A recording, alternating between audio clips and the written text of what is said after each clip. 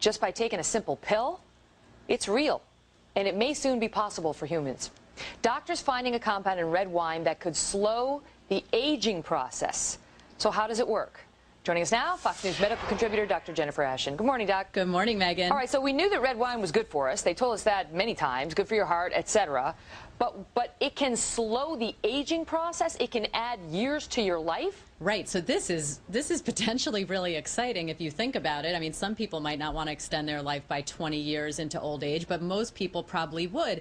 And what this has to do with is the so-called French paradox, which is the theory or the question that scientists have been looking at now for almost 20 years as to why French people who consume relatively high amounts of red wine and a diet that's high in fat have a lower incidence of heart disease than, say, we do in this country. And they found that the miracle compound is something called resveratrol, which is found in grapes, the skins of grapes actually, and found in high quantities in red wine. And now, of course, it's only a matter of time until scientists have been able to put that into pill form. They've already studied it in animals, so it's only a matter of time until it comes to us. And that's the deal. So inspired by that French paradox, these doctors got together and started studying to see, well, eventually they started studying resveratrol, and they found that this compound in red wine is so healthy for you that it literally can expand your lifespan 20 years or more, and not just any 20 years, but healthy years. It postpones disease. That's right. However,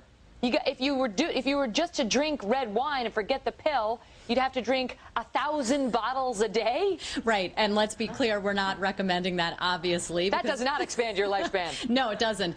But of course, they're going to put it in much more concentrated form when they are able to put it in a pill for human consumption.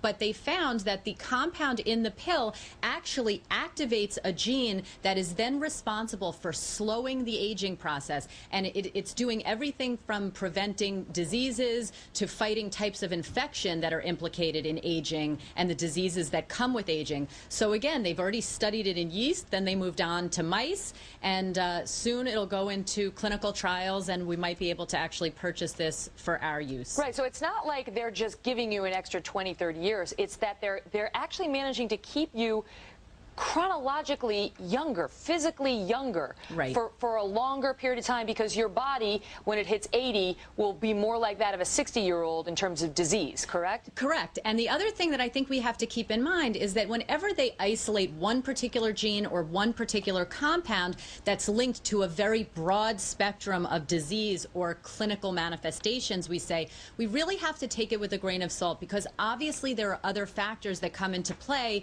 like our genetic or family history, that are incredibly important when you talk about how we are all going to age. So this is one piece of the puzzle. It's still a long ways off, but you better believe the pharmaceutical companies are looking at how soon they can get it into pill form. This would be huge. This really would be fountain of youth in a pill, wouldn't it?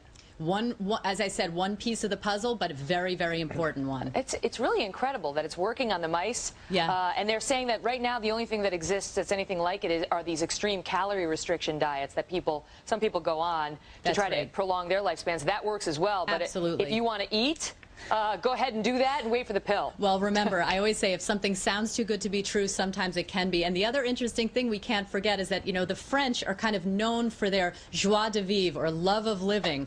And, part of what you enjoy when you sip a glass of red wine with your friends is the whole social interaction. So we don't want to lose track of that. We want to keep our minds and our social lives as healthy as our cells inside our body. Good call. Plus, if we can get 4 months of vacation a year like they have, I'm sure we're going to be really happy. Can't hurt. Dr. Jennifer Ashen, thank you so much.